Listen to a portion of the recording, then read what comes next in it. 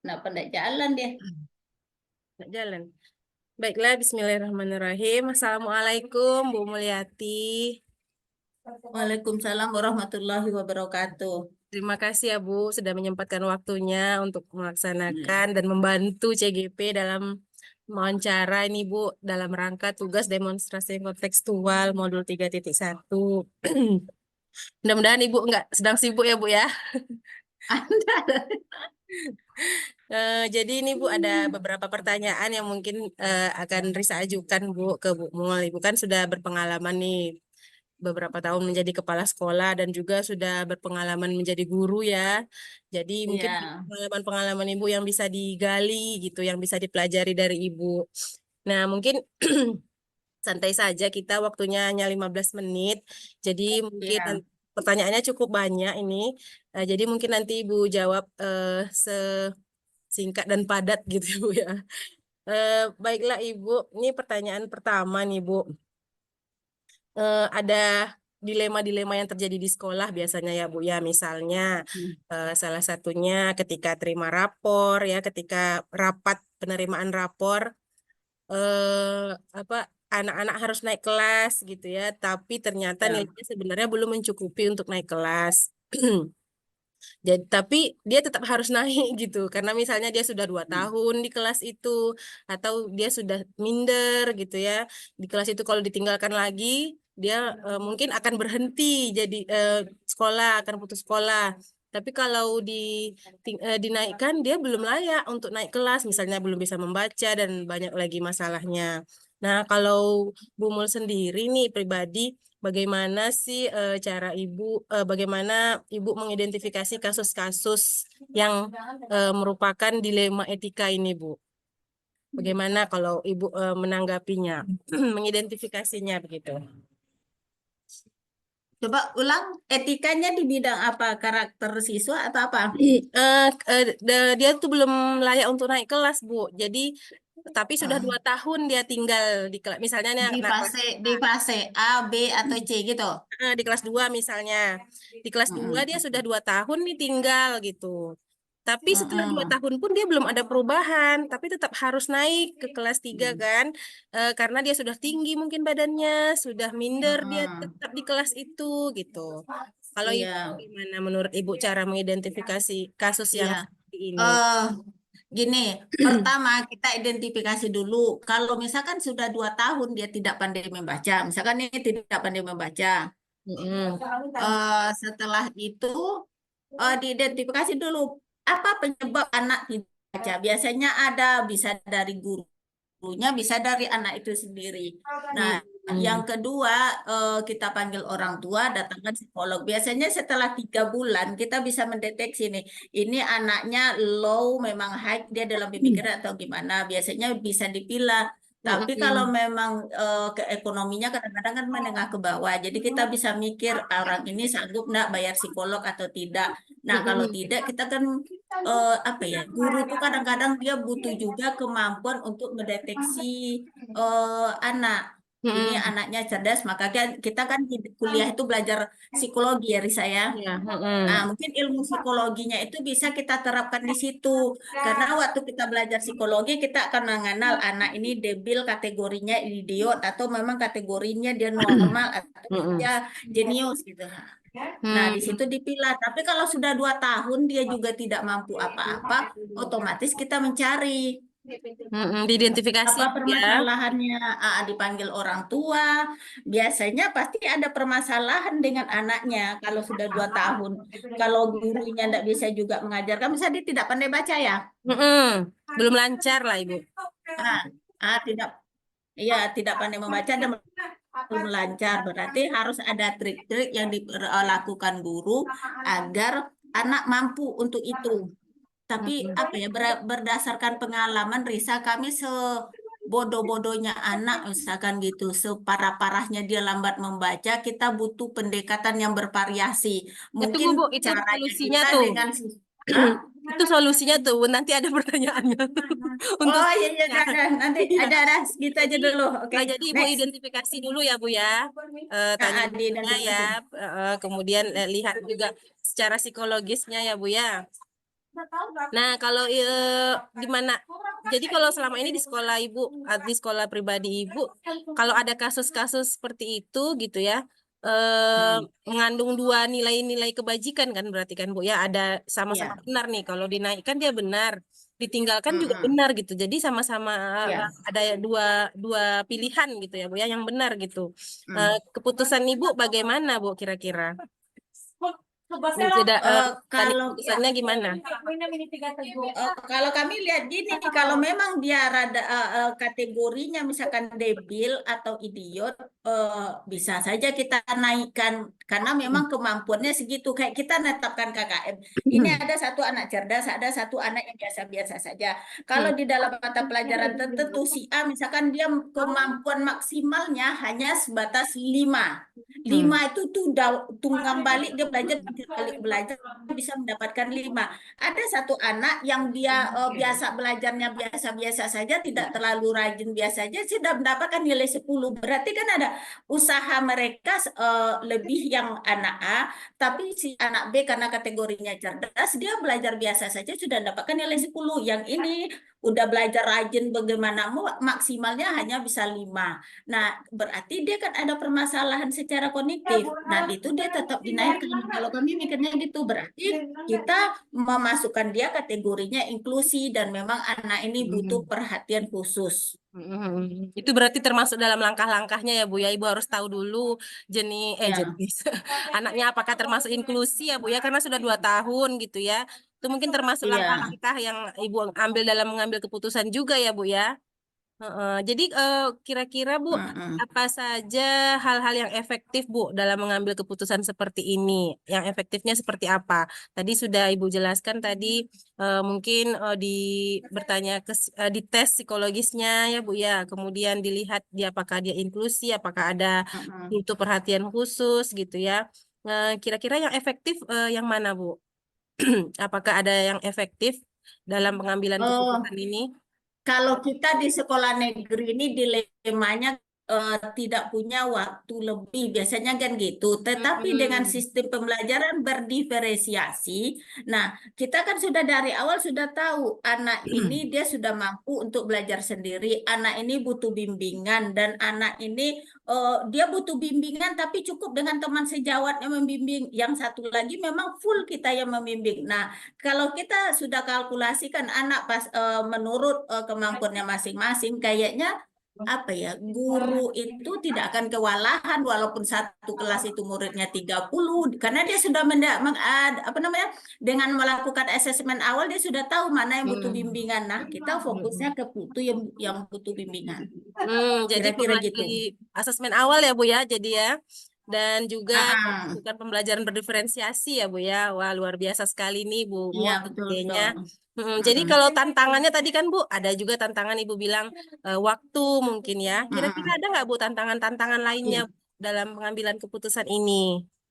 Oh, tantangan paling rekan sejawat Oh, rekan sejawat. komentarnya, loh kok anak itu bisa biasanya kan datangnya dari situ, wah anak di lokal saya lebih cerdas dari itu tapi kok enggak Mm-mm. dinaikkan gini, anak saya lebih tapi bukan permasalahan anaknya cerdas atau tidak, tetapi Mm-mm. bagaimana guru tuh tahu dia kebutuhan anak, nah Mm-mm. tahu dia solusinya, kan itu yang kita cari. Ketika dia tahu permasalahan anak, dia tahu jalan yang akan dilalui untuk memperbaiki perilaku anak ini, otomatis dia sudah berhasil. Misalkan kalau nilai itu subjektif lah, yang penting kalau anak kategorinya lemah seperti itu, yang memang dia tidak lambat, atau misalkan speed delay-nya atau apanya itu, Mm-mm. eh, yang penting karakter.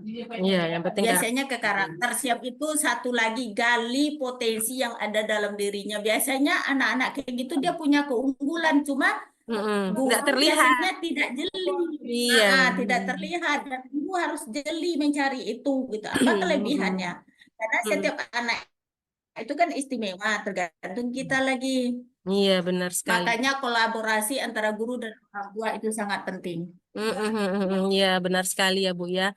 Jadi Ibu dalam mengambil keputusan nih, misalnya apakah dia naik kelas atau tidak, apakah Ibu ada jadwal tertentu, Bu, untuk mengambil keputusannya? Apakah mungkin dalam rapat atau ada jadwal memanggil Oh gurunya? ya, Heeh. biasanya kita kan di akhir semester, di akhir kenaikan kelas ya semester 2 di Mm, kenaikan kelas itu kan ada rapat. Nah, mm, dari rapat itu kita tanya dulu kenapa siswa ini dinaikkan, kenapa tidak dinaikkan. Jadi dianalisis lagi. Tapi kalau memang kita sudah tahu guru sudah melakukan sebagaimana mestinya yang dia lakukan, biasanya kami jarang meninggalkan anak. mm. Kecuali anaknya tidak masuk-masuk. Karena kan dia Ya, sudah mendapat perlakuan ini, iya, sudah mendapat perlakuan, terus hasilnya masih segitu gitu. Nah, iya. terus Mm. tadi orang tuanya juga sudah datang mendatangkan psikolog. Ternyata dari hasil psikolog itu memang IQ-nya itu tingkatannya misalkan 50 di bawah 90, berarti kan memang itu apalagi yang ada itu yang IQ-nya kemarin 50, itu memang Mm-mm. nggak bisa diapa-apain Iya, kita. Jadi kami itu berprinsipnya gitu, kematangan otak anak itu kan di usia 15 tahun. iya. Nah, ilmunya kan kematangan otak anak di usia 15 tahun. Kalau sebelum usia 15 tahun dia masih lambat membaca, masih terbata-bata gitu. Kita tunggu sampai usia dia 15 tahun. Biasanya ketika usia 15 tahun, semangat mereka untuk belajar itu mulai berubah. Yang penting perhatian orang tua tetap. Makanya pendidikan itu utamanya memang Mbak kata ke Hajar Dewantara, rumah, sekolah, dan Mm. lingkungan. Tapi yang paling utama adalah di rumahnya dulu. Iya, yang paling pertama tentu di rumahnya dulu ya, Bu ya. Jadi mungkin itu Iya. ada juga jadwalnya tadi mungkin di rapat guru dan juga pemanggilan orang tua dan juga gurunya ya, Bu ya. Apakah pernah, Bu, kira-kira Ibu memanggil orang tua secara langsung, Bu? Mungkin ke ruang kepala sekolah? Pengalaman ya, Bisa pengalaman jadi diceritakan? guru dulu pernah. Oh Jadi iya. memang anaknya itu guru lain sudah mengeluh saya tidak bisa mampu lagi mendampingi anak ini karena memang dia lemah di segala sisi. Akhirnya saya terima anaknya Mm-mm. di apa ya? Memang dibimbing betul, tapi kita membimbing itu setiap fase perubahan pada diri dia setiap hari itu ada laporan kepada orang tua. Jadi oh, Mama tadi anak mama seperti ini, mama anak mama ini yang diperbuatnya. Jadi kita ada perubahan walaupun sedikit, tapi itu ada perubahan ke arah lebih baik. Jadi memang komunikasi dijalan dengan baik. Sekarang Mm-mm. anaknya sudah mau masuk SMA. Ketika Mm-mm. mau masuk SMP, kita bilang ini dia kan kelas 6. Iya. Ketika masuk SMP, Bu, ketika masuk SMP, tolong cari sekolah yang memang gurunya itu eh, perhatian kepada anak. Nah, Mm-mm. kalau kita kan tahu nih perbedaan sekolah negeri dengan swasta. Memang waktu itu kami mengarahkan ke swasta supaya anaknya tertangani Lebih, dengan ya. baik. Karena biasanya di sekolah-sekolah negeri kita pun kan pernah mengalami bukan mendeskripsikan guru-guru Iya. negeri kita. Ada sebagian, ya kan? Iya. Sebagian ketika dia menghadapi anak seperti itu, ya ya udah biarin aja lah orang tuanya juga udah peduli. Bukan itu permasalahannya, tapi bagaimana kita merangkul Hmm. orang tua untuk aktif terhadap pertumbuh kembang anak. Itu Hmm. dia. Benar sekali ya, Bu ya. Terima kasih ya, Bu Mul. Hmm. Pengalamannya luar biasa sekali nih, Ya. Bu. Kira-kira, Bu, kalau sebagai kepala sekolah nih, Bu, ada nggak, Bu, faktor-faktor yang mempermudah Ibu untuk mengambil keputusan? Apakah mungkin masukan dari guru atau data-data dan lainnya gitu? Iya, Faktor apa kira-kira, Bu? biasanya kami ketika mengambil keputusan itu kan berbicara dengan guru kelas. Hmm. Siapa yang membimbing dia di kelas itu, biasanya kita komunikasi dengan guru kelas, Hmm. jalan terbaiknya apa, yang telah mereka capai apa, terus orang tuanya apa ya, peran orang tuanya sejauh mana itu juga jadi bahan pertimbangan. Jadi kalau Iya. memang usaha guru sudah maksimal, biasanya kita itu menaikkan saja anak yang seperti itu. Udah. Karena dia kan bisa saja dikategorikan inklusi. Cuma mungkin kasus di sekolah Risa dia belum ditangani psikolog. Jadi kita belum Belum. bisa menyatakan dia anak inklusi atau tidak. Iya. Itu dia. Kalau Belum. sudah dinyatakan anak inklusi tidak ada lagi tinggal kelas bagi mereka. Iya, ya langsung. Karena udah itu kemampuannya ya, Bu Mm-mm. ya. Ya, betul. Eh, ada nggak Bu kira-kira pelajaran atau hikmah ya yang Ibu petik dari pengalaman-pengalaman Ibu dalam mengambil keputusan. Apakah pernah terjadi mungkin pertentangan atau ada setelah itu ada yang protes gitu? Ada pengalaman-pengalaman seperti itu nggak Bu? Atau semuanya berjalan dengan lancar aja gitu? eh ada protes, pasti ada protes. Misalkan ketika kita naikkan ke kelas berikutnya, Iya. otomatis guru di kelas berikutnya nih dia tidak akan terima nih. Aduh, kok saya mendapatkan anak seperti ini gitu. Pasti ada protes tantangannya. Cuma tinggal pendekatan kita terhadap guru dan memberi masukan. Iya. Eh, dari guru sebelumnya, misalkan kalau beda gurunya ya, dari guru sebelumnya ngasih masukan ini loh, anaknya karakternya begini, orangnya begini-begini, cara mendekatinya pendekatannya begini, dan itu perlu. Nah, biasanya di beberapa sekolah itu kan komunikasi itu tidak terjalin. Iya, Tapi kalau benar.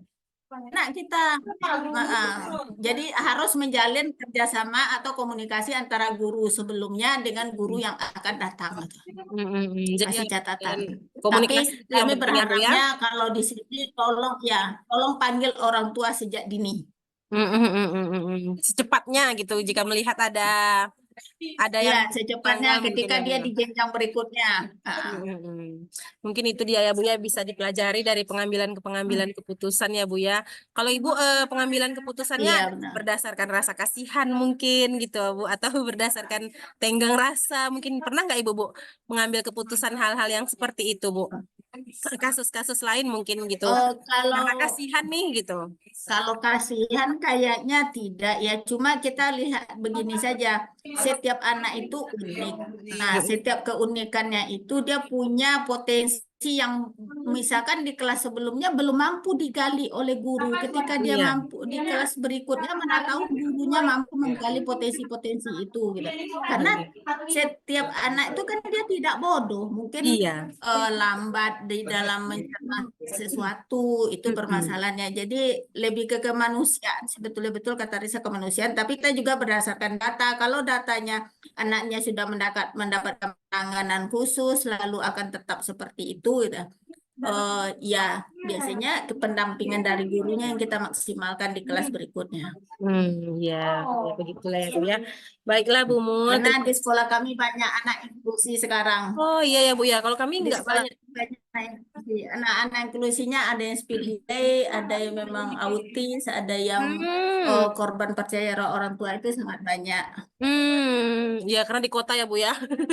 Pusat kota berbagai macam masalah ya Bu Ya, ya. Kalau kami mungkin karena itu kurang dia perhatian permasalahan aja sosial. mungkin Bu. Karena kurang perhatian aja nggak sampai dia Iya, autis enggak mm-mm. gitu. Nggak ada yang seperti itu di sini. Ada. Jadi Tapi kita kalau di sini ada, di oh sini ada, gitu ya. di Wah, sini ada. Ah, tentu beragam sekali yang di Ibu sini ada yang speed selesaikan delay. permasalahan di Ah. sana ya Bu ya. Iya, Baiklah, iya, Bu siap. Mul, terima kasih banyak nih atas pelajaran-pelajaran dan pengalaman-pengalaman berharga yang sudah Bu Mul sharing.